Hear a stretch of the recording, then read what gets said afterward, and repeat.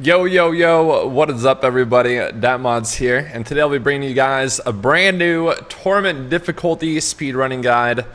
You'll be using this guide for pretty much everything outside of Greater Rifts. You'll be using it to get Greater Rift fragments, you'll be using it to do bounties, and it is by far the fastest build out there for doing all that good stuff. Some of the highlights of it is you will be able to dash infinitely. You will be able to, you won't be able to die because you'll have billions and billions of toughness. You'll have tons of bonus movement speed. And then the best thing about this build, in my opinion, is when you do kill elite packs and you do get the globes that give you bonuses to the Rift progress bar, you'll pretty much never miss those because you'll have like 30 pickup radius. So you'll be picking up all the gold, all the bonuses, all the healing globes. Pretty much everything there is to pick up will be on your character, in your character, somewhere around your character. It'll be amazing and you'll like it. So anyways, going to the build guide, basically the breakdown of the video, we'll go over Paragon point distribution, skills, alternative skills. We'll go a little bit over the gearing, alternative gearing, and then after that we'll do a little gameplay guide where I'll kind of take it a little slow but also go into kind of quick, and I'll tell you guys, you know, how to use your skills, how to start up when you're going in the rifts, all that good stuff like that. So anyways, going into the guide, we'll start off with our Paragon points. Oh yeah, I forgot about Kanai cube, and we'll definitely talk about the Kanai cube. So anyways, going into Paragon points, basically always want a maxed out movement speed. And since this is kind of like a speed farming build, and if you have your epiphany, I actually do like having max spirit on my character for like one time ever. And then the rest of your points, just stack it all into dexterity. More dexterity equals more damage. Boom. Now for your offensive skills, cooldown reduction, bread and butter of any Uliana's monk. More cooldown reduction equals more 7-sided strikes equals more damage. So cooldown reduction, then critical hit chance, then critical hit damage, then attack speed. After that, go into your defensive stats, do your little all resist, do your armor, do your life percent, and do your life regen. And then finally, your utility stats, area damage, resource cost reduction, life on hit, and gold find. Kitty cat, what are you doing? Oh my god, I'll let my cat out. I'll be right back. Come here. Be free, my friend. Be free, my child. Okay, sorry about that. The cat life. Mother lickers. Okay, so now we're going into gearing of your character. Actually, I'll do skills before that. So anyways, for your generators, you're not really going to be stopping too much with the build. The primary purpose of this build is farming on a torment difficulty where you are moving more than you are killing stuff without dying. So that you're going to have to figure out what difficulty is most efficient for you. Okay, boo-boo. For me right now, kind of like Torment 8, Torment 9, definitely do Torment 10, but I don't get as many greater fragments per hour. And the legendary increase doesn't warrant me doing Torment 10 right now. And I have freaking stellar gear. Keep that in mind. So anyways, your primary, Fist of Thunder Quickening, just more Sphere Regen. So when you do have to stop, when you do punch and activate your FNR buff, you just get more Spirit. Also, and if you don't want to use Fist of Thunder Quickening, you use Crippling Wave with Rising Tide. Basically, every any hit, get more Spirit. Either or, boom. Either one of those. Now for your Dashing Strike, this is basically just your mobility skill. You want Dashing Strike with Way of the Falling Star. When you do have your NGM's proc, you'll basically be able to dash infinitely for the duration of the NGM's buff, what is now displayed on your character buff bar, which I'll point out when we're doing the gameplay guide. So anyways, Dashing Strike, Way of the Falling Star, that's really not interchangeable. Epiphany with Desert Shroud. If you're getting a little squishy, use a Desert Shroud. If not, just use Insight. Insight equals more Spirit equals less stopping. So you really only have to stop to activate your FNR buff. I'm just going to keep Desert Shroud on. I don't even know. I'm going to go Desert Shroud. And your Exploding Palm Rune, this is going to be activated by one of your Kanai cube items and also from your Uliana's 6-step bonus. Basically, you just want the most big dig damage in the world. Exploding Palm does that with Impending Doom Rune. By far this highest DPS rune this time around. So Exploding Palm, Impending Doom. 7-sided Strike with Sustained Attack. Even though this is a cold elemental based build, the cold element rune kind of sucks. So you just want reduced cooldown reduction. So you're just spamming your 7-sided Strike like a crazy madman. And then finally for your mantra, run Mantra Conviction with Annihilation. Essentially, whenever you ever kill stuff, you get more movement speed. You want to move faster. You just want to be moving like little Sonic the Hedgehog just everywhere around there. Okay. And then if you're having like survivability problems, you don't really want to put this on.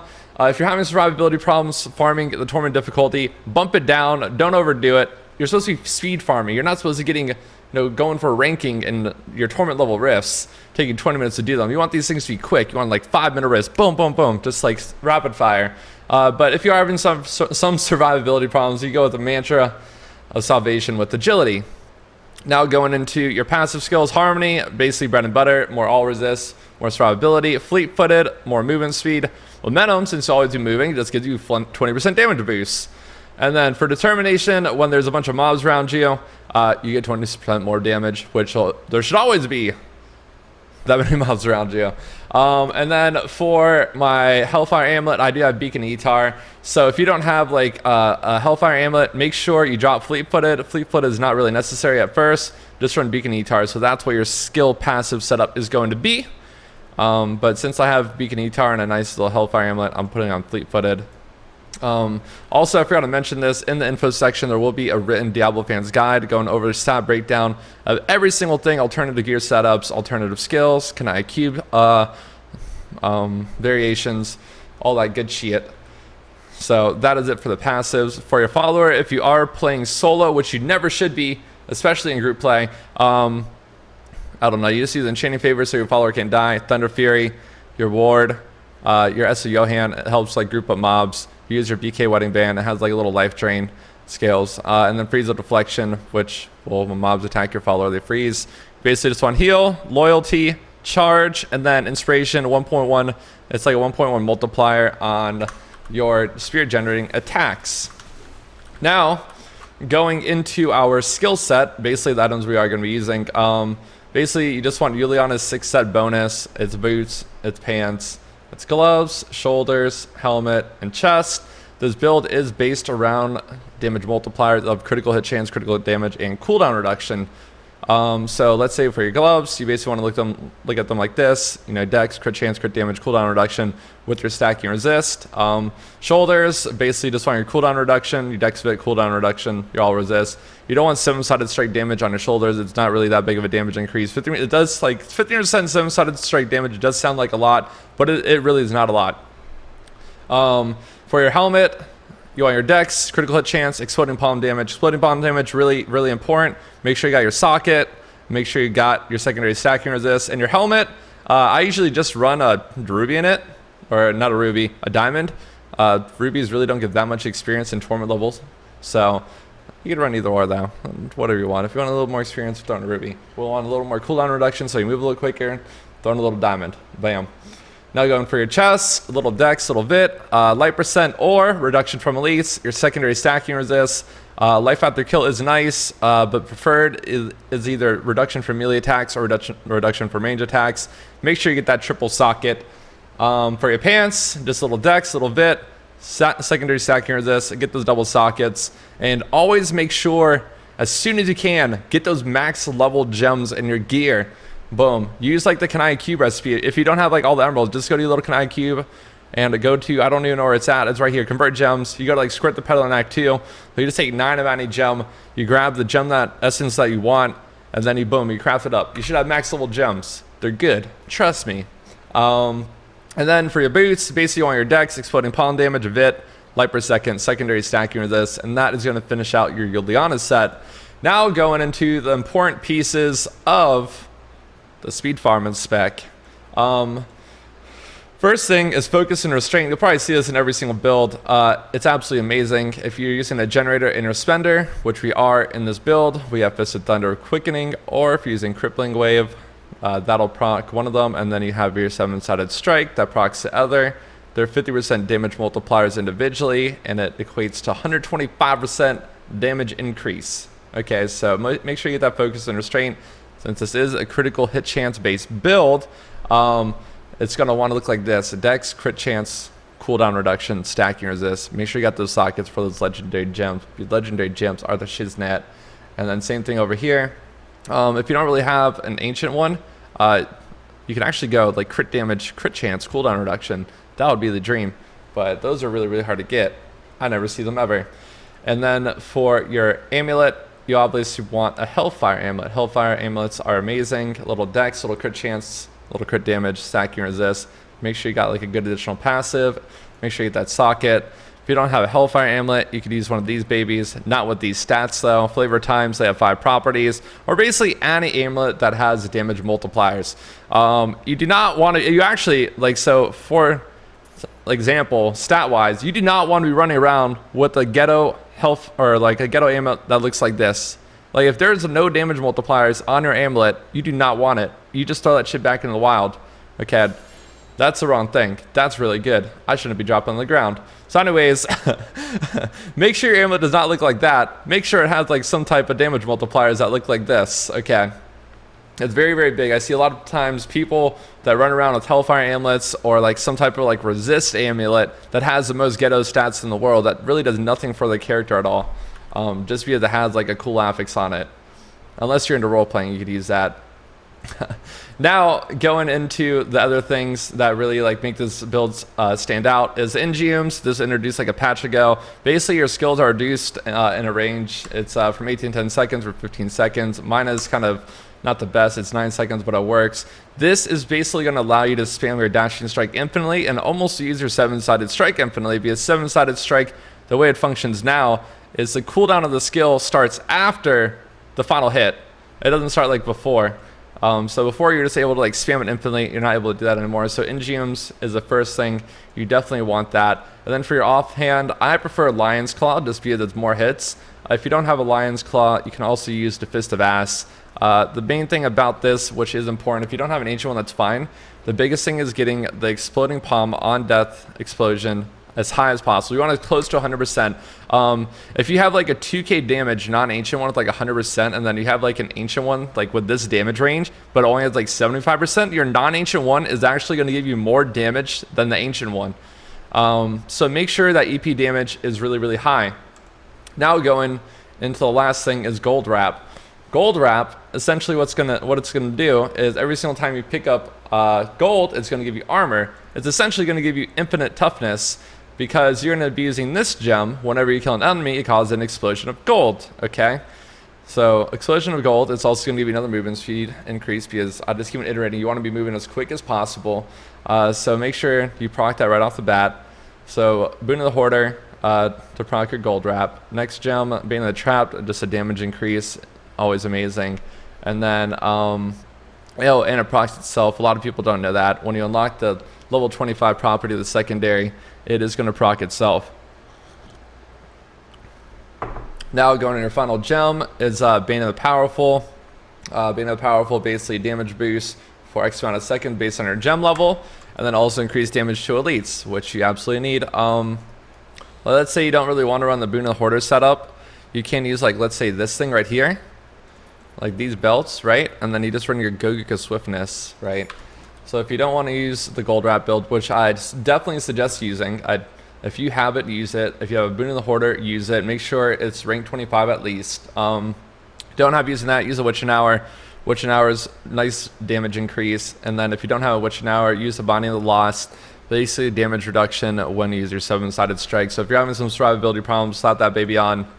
Then if you don't want to use Boon of the Hoarder, alternatively, you can use Goguk of Swiftness. Okay. And then the last thing for gear is basically Gundu gear. This is how your entire screen is going to be covered in exploding palms that are just going to chain and just absolutely destroy everything. Now finally, your Kanai cube / Kanai cube. Flow of Eternity. I don't really like swapping this out. Some people like running like some setup without Flow of Eternity and NGMs as your cube item. I prefer the Flow of Eternity on the cube, and then either NGMs in main hand with Lionheart or Fist of Ass with NGMs. Either or are good. I prefer that setup though. Now, Madstone, this is absolutely required. Your 7-sided strike applies Exploding Palm.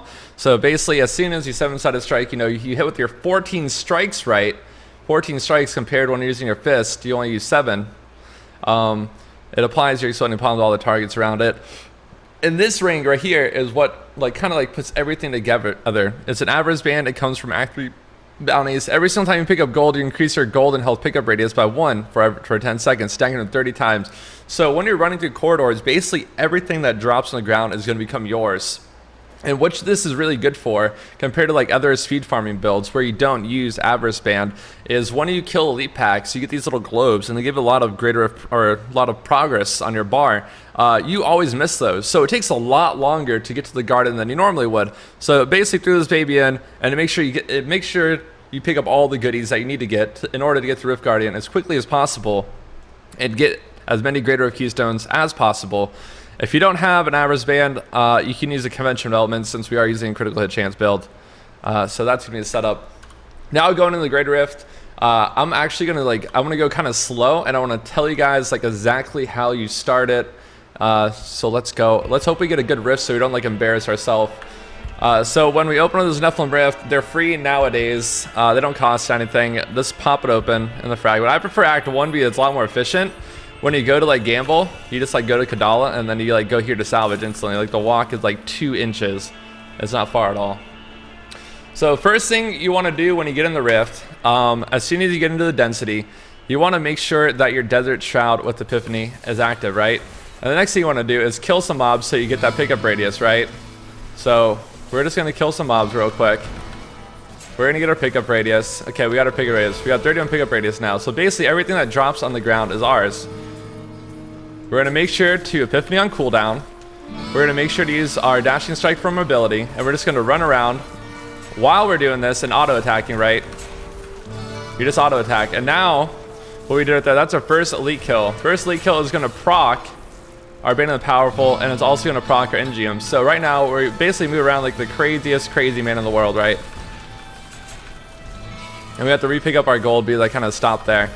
So make sure you keep your Epiphany active, make sure you just dash around, make sure you're activating everything, and you're just going to jump around like a crazy man and just 7-sided strike. So right now, you notice my NGM's buff, since I am like kind of talking, going a little bit slower than normal, my NGM's buff wore off. Now this goes into the second thing that you should always have in your bag. You should always have a pair of Nemesis Bracers. Nemesis Bracers, whenever you click a shield or a pylon, it allows Elite Pack to spawn. What this does is grants you an NGM buff again. So now you're able to Dashing Strike like a crazy man again, right? So you're able to Dashing Strike like a crazy man again, finally. Make sure I got my Dust Breaths, Dashing Strike like a crazy man, Dashing Strike like a crazy man. So make sure you always have a pair of Nemesis Bracers in your bag as a swap item. Basically a guarantee is 100% or close to 100% uptime on your NGM's buff. There's going to be like very few times where you actually lose that debuff when you have that setup going on. Right, and then since I have so much toughness, right, since my gold rep, I could literally stand in everything once you pick up your gold. So once you pick up your original gold stuff, like your original gold in the beginning, I could literally stand in everything, right? You do not take any damage at all. So this build is really good for hardcore. The one thing I do want to say though, make sure you do have your gold wrap buff active before you do stand and shit. I don't want people to be like, "That Modz, I saw you in this video standing in the fire. It didn't hurt you at all." But then when I went to go stand in the fire, it hurt me a lot, and now my hardcore character is dead. So make sure your buff is active when you do go in there. Also, another thing with NGM's buff, when you get to the yellow elites, you have to kill the yellow elite and all of its minions for NGMs to activate. So you notice right there, I killed the yellow, but NGMs didn't activate. That's because you have to kill all the minions. Like every single little white minion around the yellow minion, you have to kill. And you just run around and kill all the minions. Okay, we almost got the Rift Guardian to proc. Rift Guardian's up. We're just gonna attack. One shot. And basically that is it. That is it for the guide. That is my Torment difficulty speed farm build. Like I said, I am doing Torment 8 because it is the most efficient. The health multiplier going from Torment 8 to Torment 10, it's like 4 times the mob health. And usually it doesn't, the wards that Torment 10 grants does not really warrant you doing them. Especially since most of the time you're only doing Torment difficulty to get Greater Rift Fragments and to get like Death Breaths. So a small increase in those drop rates does not warrant you doing the higher difficulty. But pick out what's efficient, make sure you're moving more. You want to be moving more than you're killing stuff. And that's pretty much it. Down in the info section, there's going to be a written guide on Diablo fans that's going to go into great detail about everything, about all the skill setups, about all the stat priorities, and every single item. It's going to break down all your primaries, all your secondaries for here, all your alternative gear setups, all your gems, all your belts, all your Kanai cube stuff. That'll all be down in the info section.